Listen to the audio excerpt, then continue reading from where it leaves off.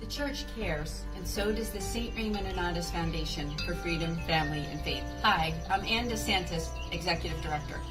In 2015, the Mercedarian Friars came together because they wanted to start a foundation to help families in crisis. And that's exactly what we've been doing over these years. Whether it be something to do with divorce, separation, trauma, job loss, loss of a loved one, or other adversities, we've helped so many families get through those tough times through the spiritual works of mercy. We'd love to hear from you. Please do get in touch with us for our services. They are prayer, priestly consultation, podcasts and videos, and programs and events. We look forward to hearing from you. Just go to nonotus.org and get in touch with me. I look forward to hearing from you. God bless.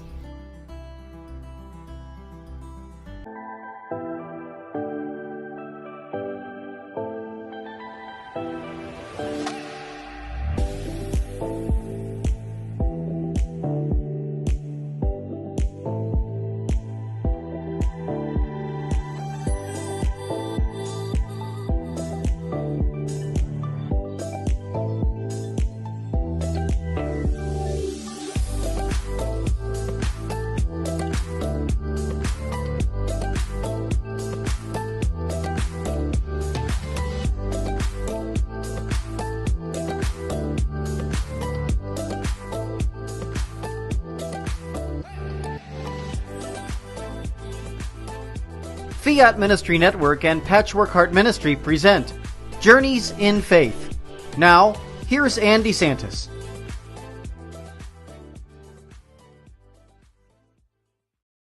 Good evening. Welcome to Journeys in Faith here on Fiat Ministry Network. My name is Anne DeSantis. It's great to be here. I have a wonderful guest for you this evening. His name is Sam Paranzino, and I want to welcome you, Sam. Thank you so much for joining me on Journeys in Faith.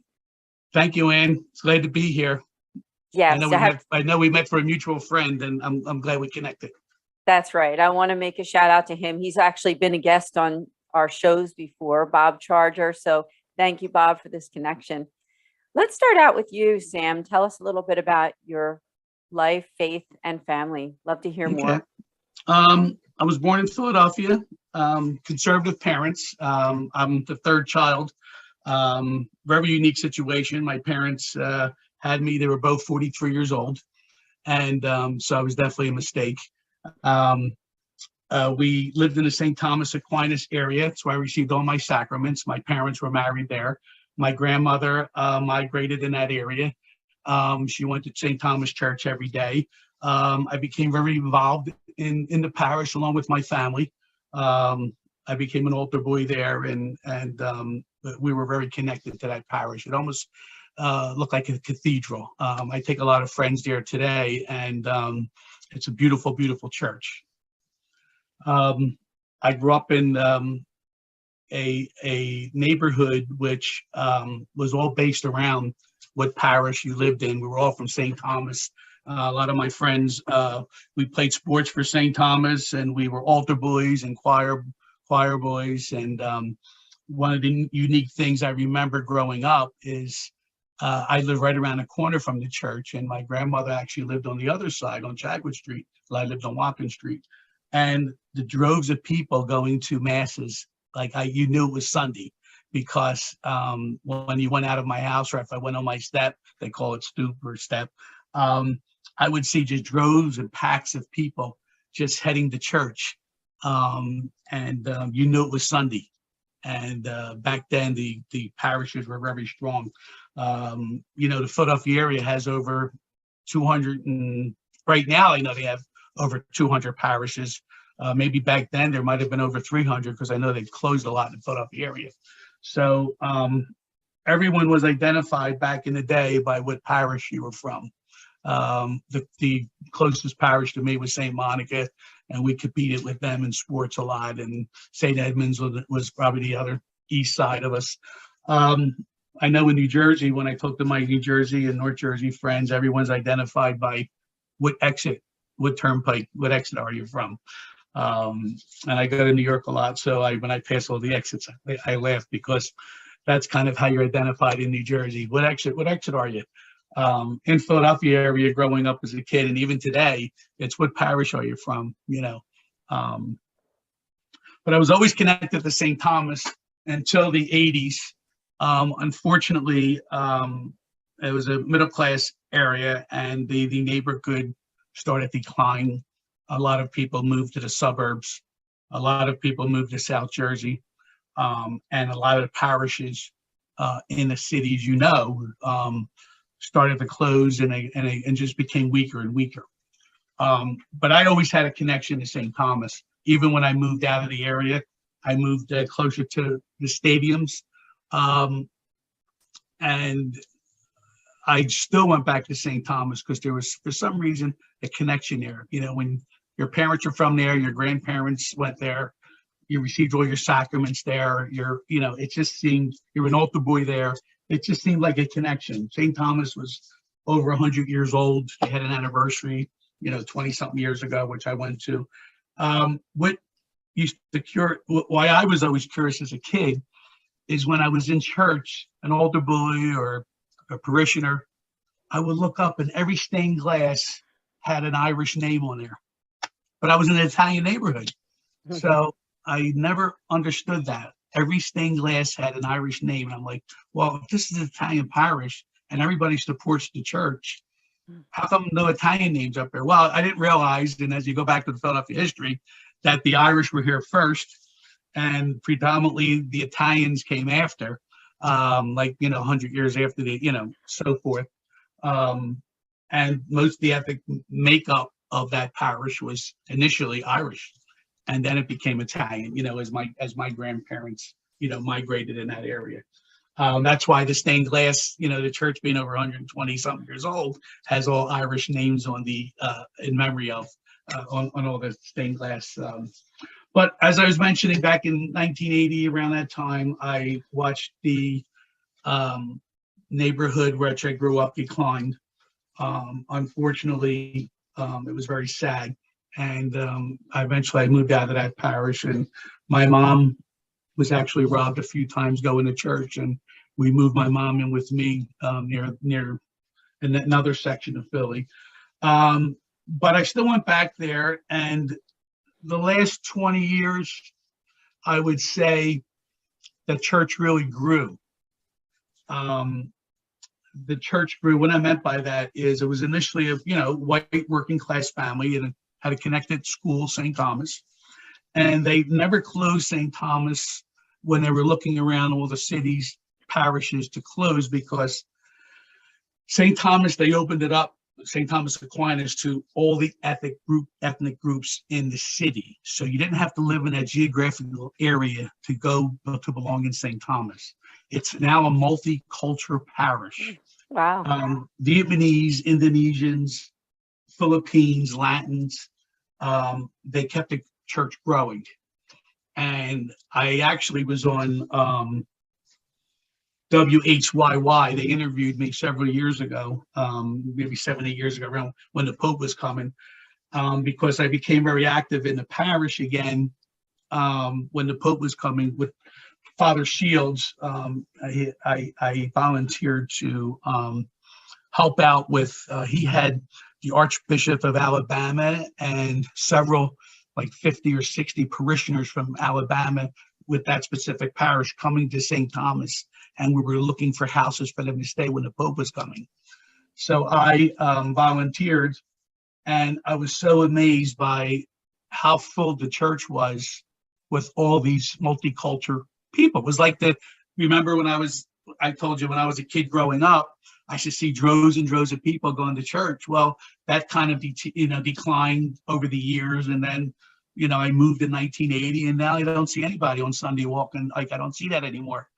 But with St. Thomas, I walked in there one time. I didn't go there for a long period of time. I walked in there to a Latin mass, and every pew was full. It's like, oh, how come this is happening in St. Thomas as opposed to the other churches? They're closing on, and one of the reasons for that is they open the boundaries, and it's a multicultural parish.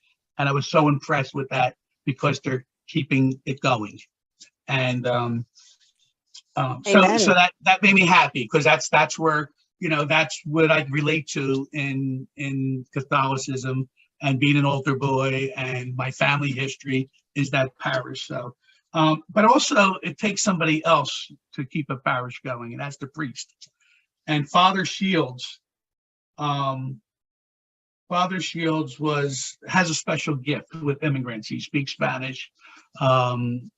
He's Irish, and he kept the immigrants to keep this Catholic faith alive in Philly, and he just really had that church growing. And I'm still impressed with Father Shields when I used to listen to his sermons, and I was like, now I know why. It's the priest, it's the multicultural family. You know, I don't know how long you've been, Catholic. I don't know how old you are, but did you know I don't know if you know there's 4 wise men.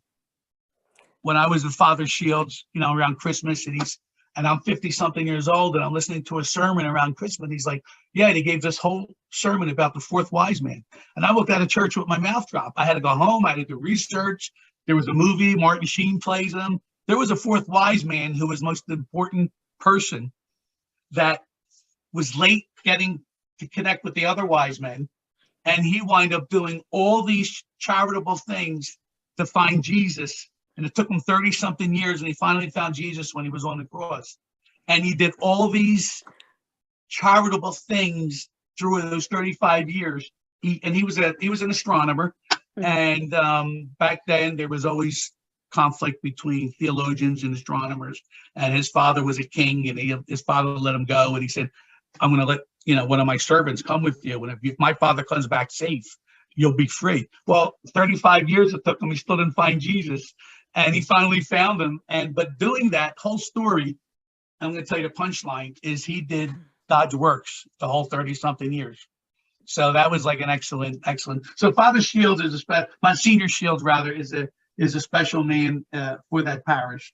And I did get involved with St. Thomas when the church was when the Pope was coming, and tried to help them the best I can with the parties they had and the special masses and stuff like that. So I wanted to just say one thing. I was at a meeting with all multicultural. I was the only American there, and they're all women, and they're preparing for the party for the people coming from Alabama. And African American woman next to me, Deidre, said, all the organizations I belong to, I'm a Big Brother, Men of Malvern, St. Thomas Aquinas, all these, and I don't have no tickets to see the Pope. Everybody I know has tickets to see the Pope. And I'm there as a volunteer, and and she looks at me and she says, just wait a minute. And about 2 minutes later, she goes in her handbag and she hands me 2 tickets to see the Pope. Amazing. Yeah. So when you do volunteer work and charitable stuff, like I was a Big Brother, and when I was younger, I was a Big Brother. I was a Big Brother, and things come back. Things do come back. If God's works, things do come back, and you don't do it for that, but you'd be surprised. I have a lot of testimonials to tell you about Malvern and different things like that. But yes, we'll do that when we come back. Definitely. Yeah. Tell us, where is, just for those viewers, some viewers are from this area where we are, the Philadelphia area, greater Philadelphia area. Some are way outside or in different parts of the country. Where is St. Thomas located for those people that may want to visit it sometime? Can you give us 17th? Yeah, 17th of Mars in Philadelphia. Is in the corner 17th of Mars. Beautiful building. When you go in there, you actually think you're at the cathedral. I would say the same architects that worked on the cathedral in Philadelphia were probably the same that worked. And I just had a communion breakfast there, 2 or 3 of them in the last 10 years for my group that I belong to, which I'll talk about later. And everyone was astonished. They all called me and said, "Oh, what a beautiful parish." And Father Shields, who just recently retired, had some health issues. I know that he was so inviting to my friends. I brought over 100 men there for a mass, and he made us feel so comfortable. And it's just, that has to go along with the community as well. I mean, you need a good leader. Absolutely. So Monsignor Shields, I pray for him all the time. He was he's still alive, but he's retired. When he was very active, he just gave a mass like no one else, We'll pray for the repose, or you say he's alive still, he's just retired. So yes, we'll definitely keep him in prayers, yes, and thank him for his beautiful ministry.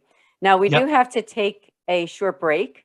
So just give us a few minutes. We'll be right back here on Journeys in Faith with Sam Paranzino. Thank you.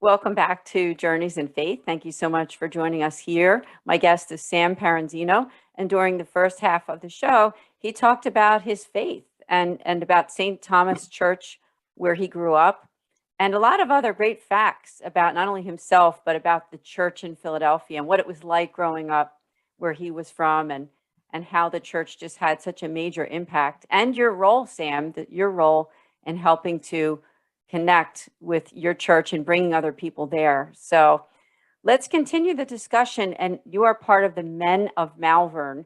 Now, the Malvern Retreat House is located in Malvern, PA. For those who aren't familiar, it's a beautiful place. I've been there for retreats before. So Great. first, let's start out. Tell us about that, and tell us about the retreat house itself too. How I got invited to go to the Men of Malvern is I talked about my parents being conservative Catholics growing up in the city, and very faithful. They both said the rosary every night. They also had siblings. They came from big families, and I was very close to my mother's brothers. And my mother's one brother, Frank, to come and see his older sister all the time, and he asked me to go to the retreat maybe once or twice. And then one time I really listened to him and took it seriously. I was in my early 20s, so I had a lot going on. I was playing music, I was working, I was doing a lot of things at that point. And I listened to my uncle, and he really was serious one time. He said, and he sat down with me, he says, "No, I'm really serious. I want you to come to Malvern Retreat House." And I heard retreat, and I said, "Oh, I got to pray for the entire weekend." And that's the first thing you think about is, when you're 22 years old. But anyhow, I went with him, and it was the most wonderful experience I ever had.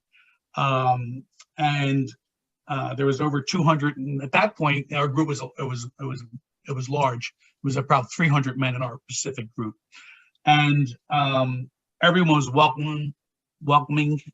Everyone was a sinner. Everyone there was a sinner, and that's one of the things they made sure that you knew about. Like, we're all sinners, and we're all here. That's right. And we're reconciling. We're praying for something. Praying for each other, and I never stopped going. I didn't go one time, and that was to stay by my mom's bedside at Jefferson Hospital. And the captain of our retreat house said, "Well, we'll be praying for you and your mother," and they did. And my mom was supposed to pass that weekend, and she lived another 2 years. So Praise God. I don't know if there was those 300 men praying for her, but it was something. So I've been going for a long time, and my uncle saw how involved I got with Malvern, and he was a recruiter. He really didn't want to be a recruiter. He wasn't as outgoing as I was, and wasn't involved in a lot of organizations like I was. But I started bringing some friends, and we placed roles. He made me a recruiter. And I became an associate captain in a matter of a few years. And I've been associate captain over 35 years in a group. I've also served on the retreat committee. The retreat committee is a group of men who report at Malvern, and we report to the board of things that happen during our retreat. Our specific group is called the Trinopolian Group. The Trinopolian Group was formed over 75 years ago. It was 12 men who went to retreat, and they didn't know what to name their group. And as they were deciding, each weekend's a different group. Our weekend usually goes to St. Joseph weekend, third weekend of March. So this particular group 75 years ago didn't know what to name their group. And unfortunately, they chose that name, which is very hard to say, very hard to spell. It's a Latin word, and what it means is upper room. So there was 12 men sitting, deciding what name they should name their group. And a priest said to them, "You're 12 men, 12 apostles. The upper room is where Jesus had the Last Supper. Why don't you have the Latin word for that is trinoplium." So that's the name of our group. So that's been our name. Trinoplium. Yeah, every trinoplium. I always say it wrong. I always get crucified for that. But I've been going there since I was 23. I've been going there for 40 years. I received the Sullivan Award about 5 years ago, the John Sullivan Award, and that's for bringing so many men out. I've asked over 350 men to go to Malvern. I've only taken over 100 men out there. So I'm still working on them 200 plus men to see if they'll come out. And you'll be surprised. One testimonial is I asked a neighbor for 13 years to come to retreat. Every year I used to go, where are you going this weekend? I'm going to retreat. You want to come? No. You want to come? No. Well, this one year, he said yes. And he came to retreat. And the priest he talked to at retreat, sometimes you could have a one-on-one. That's a la carte at retreat. So you only have one obligation the entire weekend, which is adoration. And that's the only obligation you have. So that 20 minutes, you have to be somewhere at that entire weekend. The rest of the weekend is a la carte. They have all types of seminars. They have Stations of the Cross. They have the Rosary. They have masses. You could do whatever you want that weekend.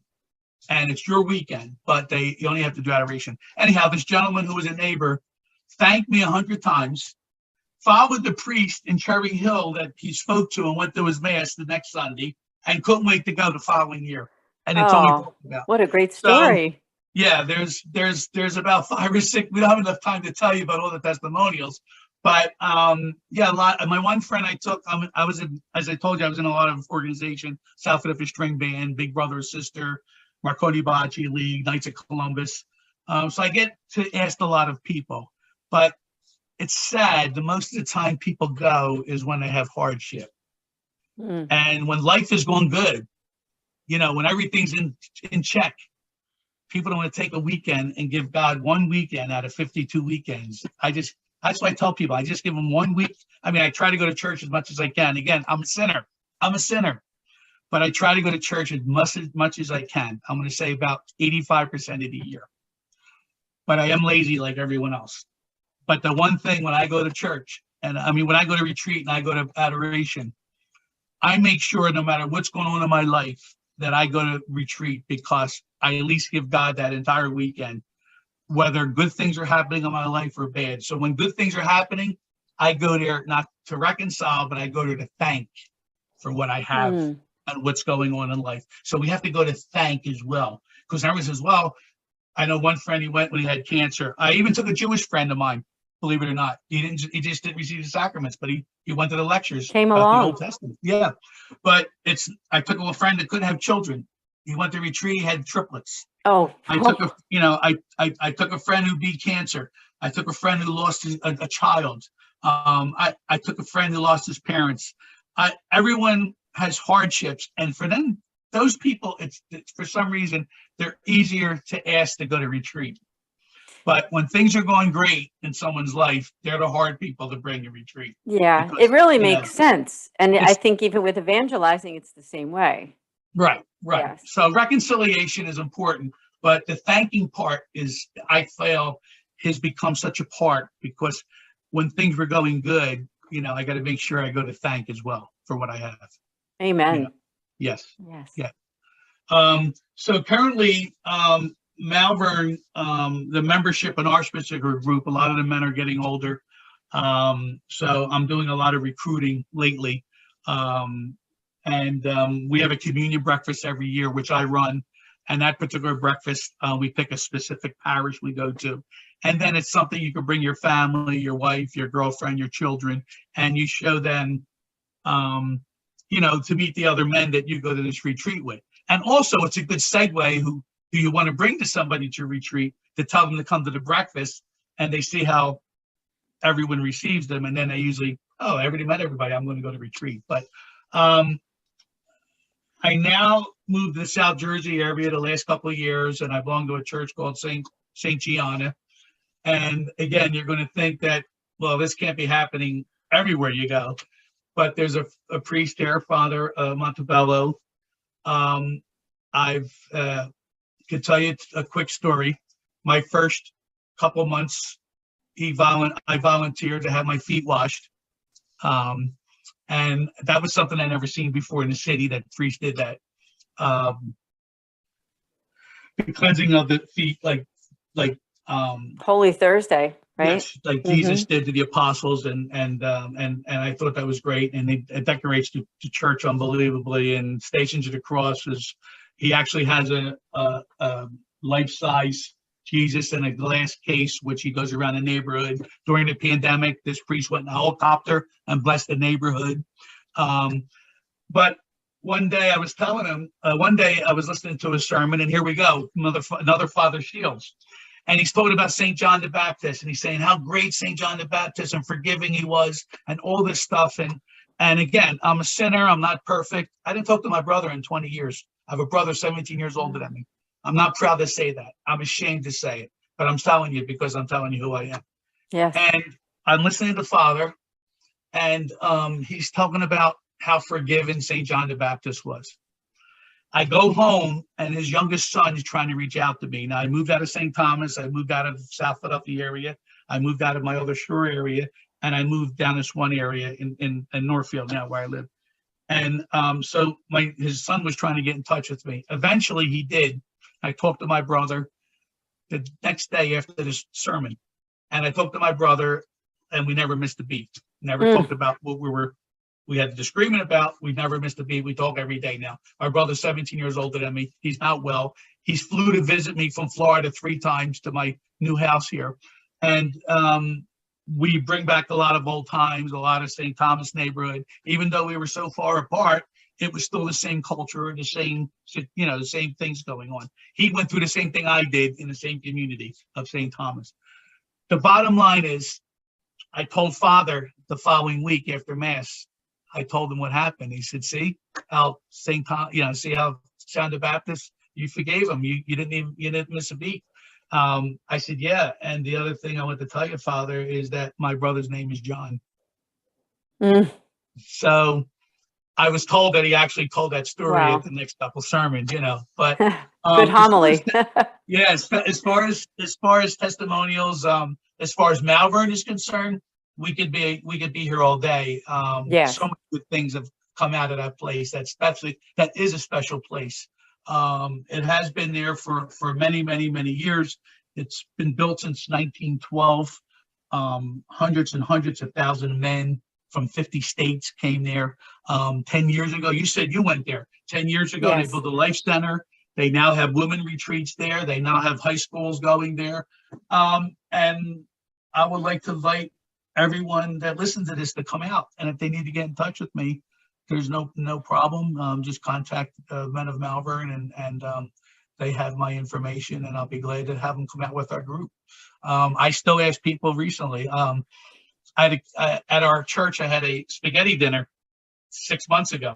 So I went, and as we're making the spaghetti, 5 or 6 guys are making the gravy, and I'm talking to this one gentleman. I told him about Malvern, and I told him about my brother, and I said, "Why?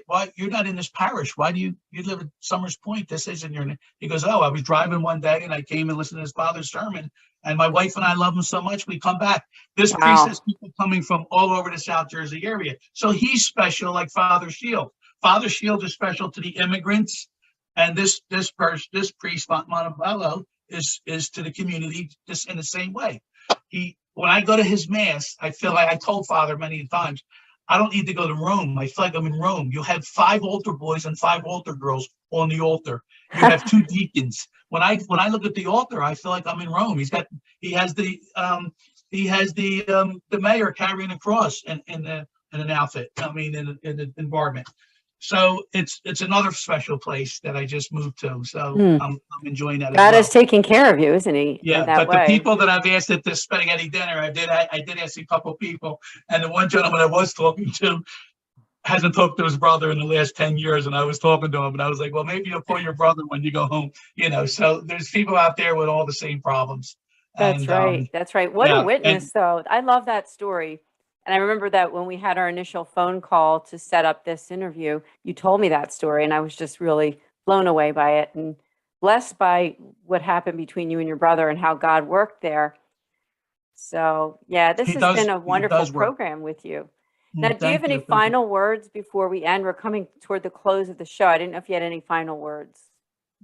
Well, I just want to thank you for all your work that you do, because I want to acknowledge you. I mean, I was glad to come on here and speak to you and mention Retreat in Malvern and talk about myself a little bit, about, growing up as a Catholic. But I want to thank you for all. That's my final words, is to thank you for all that you're doing and your podcast and you reaching out to everyone and, keeping the faith growing, because our faith has issues.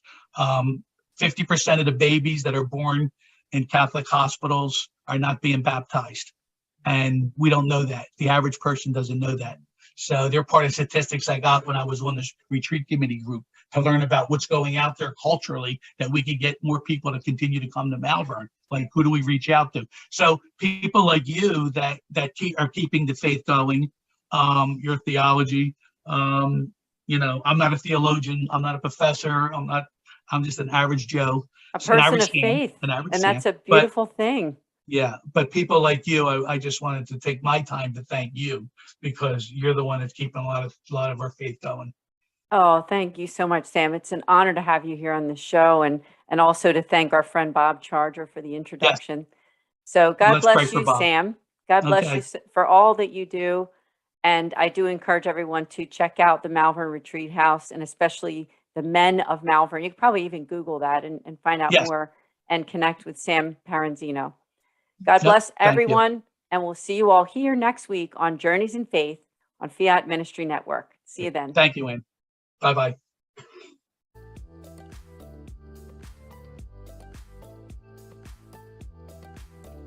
Journeys of Faith is a production of Fiat Ministry Network and Patchwork Heart Ministry. For more information about Journeys of Faith, email info@fiatministrynetwork.tv. And be sure to friend, follow, and like us on social media.